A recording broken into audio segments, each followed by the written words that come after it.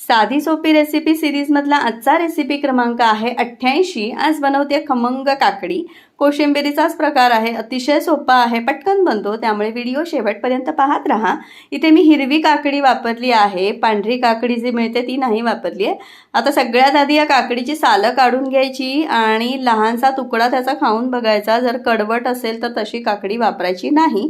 आता ह्याचे जमेल तितके बारीक तुकडे करून घ्यायचे। इथे बघू शकता मी व्हिडिओमध्ये दाखवलं आहे त्याप्रमाणे ती चिरून घ्यायची बारीक।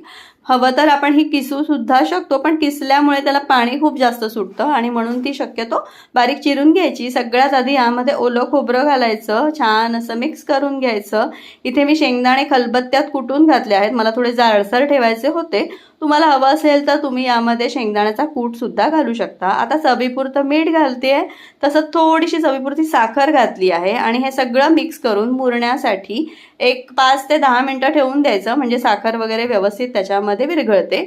फोडणीसाठी इथे मी तूप ठेवलं आहे फोडणीच्या भांड्यामध्ये गरम करत। आता सगळ्यात आधी जिरे मोहरी टाकायची, तसंच हिंग घालायचा, एक हिरवी मिरची बारीक चिरून घालायची कमी तिखट, आणि 3-4 कढीपत्त्याची पानं घालायची। खमंग अशी फोडणी करून घ्यायची, म्हणजे त्याची चव खूप चांगली येते कोशिंबिरीला।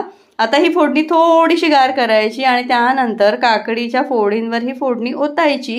सगळं छान मिक्स करायचं, बारीक चिरलेली कोथिंबीर घालायची। इथे आपली खमंग काकडी खाण्यासाठी तयार आहे। साधी सोपी रेसिपी आहे, कमी साहित्यात बनते, त्यामुळे नक्की ट्राय करून बघा। कशी वाटली कमेंटमध्ये कळवा। आवडली तर चॅनलला लाईक करा, शेअर करा, सबस्क्राईब करा। अशाच माझ्या रेसिपी पाहत राहा। थँक्यू।